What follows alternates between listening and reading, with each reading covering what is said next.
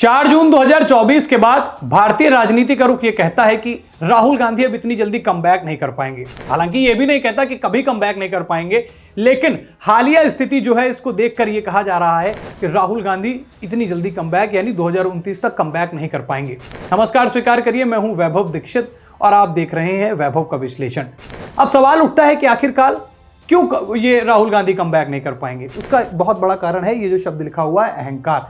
राहुल गांधी कहीं ना कहीं अपनी नीतियों को लेकर जो है वो अहंकार में रहते हैं। कुछ थोड़ा अच्छा प्रदर्शन कर देते हैं तो उनका अहंकार कहीं ना कहीं दिखने लगता है। एग्जाम्पल भी देता हूं, 2019 में जब लोकसभा चुनाव हुए तो कांग्रेस मात्र 53 सीटें पाई। फिर उसके बाद इन्होंने जिस तरीके के मुद्दे उठाए सब और थोड़ा सा बेहतर प्रदर्शन विपक्ष के तौर पर राहुल गांधी ने किया, 99 सीटों पर जनता ने पहुंचाया। अब यह अहंकार केवल राहुल गांधी के लिए ही नहीं है, अहंकार भारतीय जनता पार्टी के लिए भी है। वही अहंकार जो भारतीय जनता पार्टी 2024 लोकसभा चुनाव में लेके आई, जो सबसे बड़ा नैरेटिव लेके आई, अब की बार 400 पार। जनता को खटक गया कि भैया क्या सब कुछ तुम ही ले लोगे, ऐसा नहीं कि देश के अंदर विपक्ष नहीं है। तो वहां पर भारतीय जनता पार्टी को विफलता मिली, 242 40-42 सीटों पर आई, अगर मैं गलत नहीं हूं तो। वहां से समझ में आ गया कि देश के अंदर एक चीज तो नहीं चलेगी, कोई भी पार्टी हो या पक्ष हो या विपक्ष, अहंकार नहीं चलने वाला। लेकिन भाई साहब नहीं माने, जनता ने मौका दिया, थोड़ा सा बढ़ावा दिया, कॉन्फिडेंस बूस्ट किया। जब 99 सीटें लेकर ये सदन पहुंचते हैं, संसद पहुंचते हैं, वहां पर उसके बाद इनके स्टेटमेंट्स बदलना शुरू होते हैं। स्टेटमेंट्स बदलना क्या शुरू होते हैं कि देश की राजनीति अब विपक्ष चलाता है, सदन के अंदर विपक्ष बोलता है, सरकार बैठी रहती है, मुंह ताकती है। दूसरा अहंकार क्या था कि नरेंद्र मोदी ने कभी गठबंधन की सरकार नहीं चलाई। 2014 में प्रधानमंत्री बने, पूर्ण बहुमत की सरकार बनी, 2019 में बने, पूर्ण बहुमत की सरकार बनी।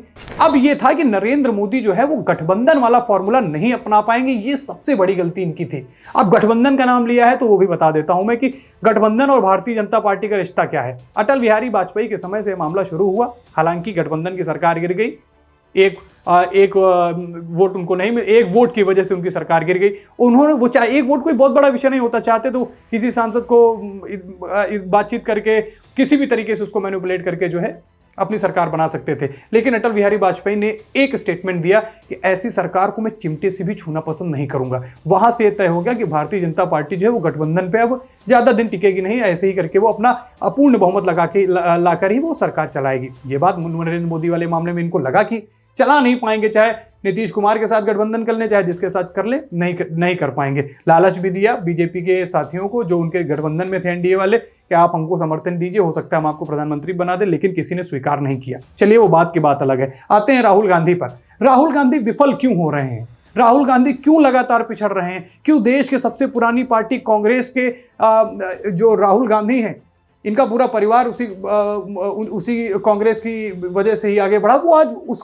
उसका एक ये वंश राहुल गांधी क्यों नहीं आगे बढ़ पा रहा है? मैं आपको बताता हूं, राहुल गांधी ऐसी 3 गलतियां कर रहे हैं जिसकी वजह से राहुल गांधी को अब ये सामना करना पड़ रहा है कि उनको अपने कमबैक का इंतजार करना पड़ रहा है। अपनी स्थिति तो जो है ही है वही है, पार्टी को भी वो धीरे धीरे नैया डुबा रहे हैं। और राहुल गांधी से उम्मीद इस वजह से ज्यादा थी कि जब 2014 में आए खुलकर कांग्रेस के लिए, उसके बाद 2019 में थोड़ा सा जो सीटें गिरी, ये सारी चीजें हुई, तो उसमें आदमी अंदाजा लगाने लगा कि जो आंधी में जलता हुआ दिया कांग्रेस का रखा है, उसको एक ढाल बनकर, एक आंट बनाकर राहुल गांधी उसको जला देंगे। उसको इसीलिए 99 सीटों से 53 सीटों से 99 सीटों पर जनता ने मौका भी दिया राहुल गांधी को, लेकिन नैरेटिव नहीं सही रहे। जिस चीज को लेकर भारत के अंदर राजनीति हमेशा से की गई वो चीजें नहीं सही रही। कोई भी पार्टी हो, भारतीय जनता पार्टी हो या फिर अन्य गठबंधन दल जो मिलकर जिन्होंने सरकार बनाई, कभी उन्होंने हमेशा 2 पॉइंट्स पे हमेशा सरकार बनाई। एक पहला पॉइंट रहता था भ्रष्टाचार, दूसरा रहता था सुरक्षा। कांग्रेस दोनों मामले में घिरी, इसलिए कई बार उनकी सरकार गई। मगर इन्होंने क्या किया? ना इन्होंने भ्रष्टाचार पर उस तरीके से खुलकर बात करी और ना ही देश की सुरक्षा पर इन्होंने बात करी। अब बात करते हैं कि राहुल गांधी कि कौन से वो 3 पॉइंट थे जिसमें वो फंसते चले गए और ये अब ये दिक्कत कर रहा है कि राहुल गांधी कमबैक नहीं कर पाएंगे। देखिए, पहला, इन्होंने 2024 में एक नैरेटिव चलाया कि आरक्षण खतरे में है। ये झूठा नैरेटिव था, लेकिन कई राज्यों में इनको इसका प्रॉफिट मिला, इनको लाभ मिला। उत्तर प्रदेश उसमें से एक राज्य है जहां पर इस बात को देखने को मिला कि ये नैरेटिव जो फैलाया गया कि आरक्षण खतरे में है, भारतीय जनता पार्टी आरक्षण को खत्म कर देगी, ऐसी सारी चीजें इन्होंने फैलाया, इनकी गठबंधन ने फैलाया, फायदा कांग्रेस को मिला। दूसरा आते हैं जातीय जनगणना पर। अब जातीय जनगणना की जब बात आती है तो भारत के अंदर 7 बार जातीय जनगणना हुई। जिसमें 6 बार स्वयं कांग्रेस रही। अब जाति जनगणना जो है अंग्रेजों के जमाने से शुरू हुई थी। उन्होंने क्यों कराई जाति जनगणना? क्योंकि उनको नंबर चाहिए थे समाज को वर्गों में बांटने के लिए, टुकड़ों में बांटने के लिए, हिंदू मुस्लिम करने के लिए। फिर उसके बाद 6 बार जब आप सरकार में रहे तो तब आपको उस सारी चीजों से पेट नहीं भरा, आप जबरदस्ती वही अंग्रेजों वाली नीति यहां भी अपनाना चाह रहे थे, विफल हो गए, वो भी नहीं चला। तीसरा आता है अडानी का मुद्दा। ये तो ऐसा मुद्दा हो गया है 2019 के बाद से कि हर दूसरी बात पर भारतीय जनता पार्टी मोदी को घेरने के लिए राहुल गांधी अडानी वाले मुद्दे पर आ जाते हैं। लेकिन भाई साहब ये भूल जाते हैं कि कई ऐसे भी राज्य रहे जहां कांग्रेस भी है। देश की बात, देश तो अलग है ही, राज्य भी तो है देश के अंदर। उन देशों में आप राजस्थान ले लीजिए, छत्तीसगढ़ ले लीजिए, अडानी से इनके काफी ऐसे सोर्सेज रहे जो मिलते हुए दिखे, जो राज्य सरकार जो है अडानी के साथ व्यापार करती रही, तो वो मुद्दा भी विफल हो गया। उन्हीं 3 मुद्दों पर भाई साहब टिके हुए हैं, उससे हटने का नाम नहीं ले रहे। इनको लगता है कि ये जो मुद्दे ये 3 ले रहे हैं ना, ये परफेक्ट हैं, इसके अलावा भारतीय राजनीति में और कुछ नहीं हो सकता। मैं पहले भी बता रहा हूं, भारत के अंदर बहुत सारी ऐसी सरकारें आई जो भ्रष्टाचार और देश की सुरक्षा के मुद्दे को उठाकर आगे आई, लेकिन ये भाई साहब 2014 के बाद से, या सही से कहें तो 2019 से उन्हीं 3 मुद्दों पर अटक गए, उन्हीं 3 चीजों पर अटक गए। इनको चीजें नजर नहीं आ रही थी। अब बात आती है इनके अहंकार का साइड इफेक्ट। देखिए, बतौर विपक्ष राहुल गांधी को जनता पसंद कर रही थी, कोई दो राय नहीं है इसमें, और कांग्रेस को भी आगे आने का मौका मिल रहा था राहुल गांधी की वजह से। अब ये कैसे इन्होंने डुबा दिया? इन्हीं 3 चीजों की वजह से। इनको लग रहा है कि ये जो नैरेटिव इन्होंने सेट किया है इसके अलावा कुछ और नहीं हो सकता। देश के अंदर बहुत सारे ऐसे मुद्दे हैं जिन पर आप खुलकर बात कर सकते हैं। आप केवल मुद्दों को ट्रेंड कराते हैं ट्विटर पर और उसके बाद उसको वहीं पर दबा देते हैं। जमीनी हकीकत पर जब बात आती है वहां पर आप 3 मुद्दे, फिर ये जाति जनगणना कर लीजिए, आरक्षण खतरे में है, संविधान खतरे में है, अडानी के साथ मोदी के संबंध, ये 3 ही मुद्दों पर क्यों अटक गए आप? बहुत सारे ऐसे विषय हैं जिसको लेकर आप लगातार आवाज उठाइए, जैसे इन 3 चीजों को लेकर आप उठा रहे हैं। ये कारण रहे जो राहुल गांधी के लिए दिक्कत का विषय रहे।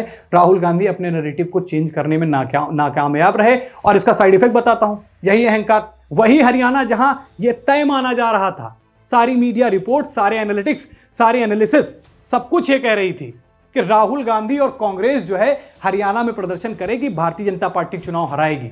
खराब रणनीति, गुटबाजी ने हरियाणा में कांग्रेस की हालत यह कर दी कि इतिहास में जो कभी नहीं हुआ, लगातार तीसरी बार भारतीय जनता पार्टी ने सरकार बना ली। नायब सिंह सैनी फिर से मुख्यमंत्री बन गए, जीती जीत हार गए।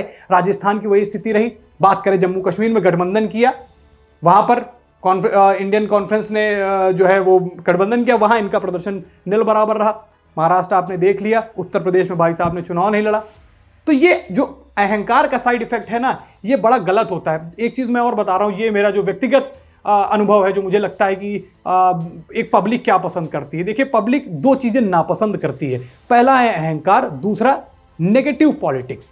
जबरदस्ती की नेगेटिव पॉलिटिक्स नहीं पसंद करती, और उस अहंकार का जो साइड इफेक्ट है ना, वो दिखा भारतीय जनता पार्टी हो चाहे राहुल गांधी हो, मगर भारतीय जनता पार्टी उस चीज से उभरी है, कांग्रेस उसी चीज में लिपटी हुई। तो अब राहुल गांधी को इन सब चीजों से उभरना पड़ेगा, और जो जनता को पसंद नहीं आ रहा है, और खास तौर पर जो जिसके साइड इफेक्ट्स अब उनको दिख रहे हैं, उनको अपनी चीजें बदलने की आवश्यकता है। राहुल गांधी जिस रणनीति पर चल रहे हैं, जिस उन्होंने अपना राजनीति करने का एक मोटिव नैरेटिव सेट कर लिया, उसको बदलने की आवश्यकता है, क्योंकि अब इसमें उनको सफलता हासिल नहीं हो रही है और लगातार विफलता उनको मिल रही है। लोकसभा 2024 में जनता ने उनके कॉन्फिडेंस को बूस्ट किया, लेकिन राहुल गांधी अब उस नैरेटिव से उलझे हुए हैं। और मैंने पहले भी बताया जनता को क्या पसंद आता है, क्या नहीं पसंद आता है, स्वयं व्यक्तिगत अनुभव के हिसाब से। फिर अब इनको बदलने की आवश्यकता है राजनीति। सवाल आपसे है, क्या राहुल गांधी जिस तरीके की राजनीति कर रहे हैं और जो मैंने बातें बोली, जो पॉइंटर्स बोले, अगर उनको नहीं बदलते हैं तो क्या 2029 में वो कमबैक कर पाएंगे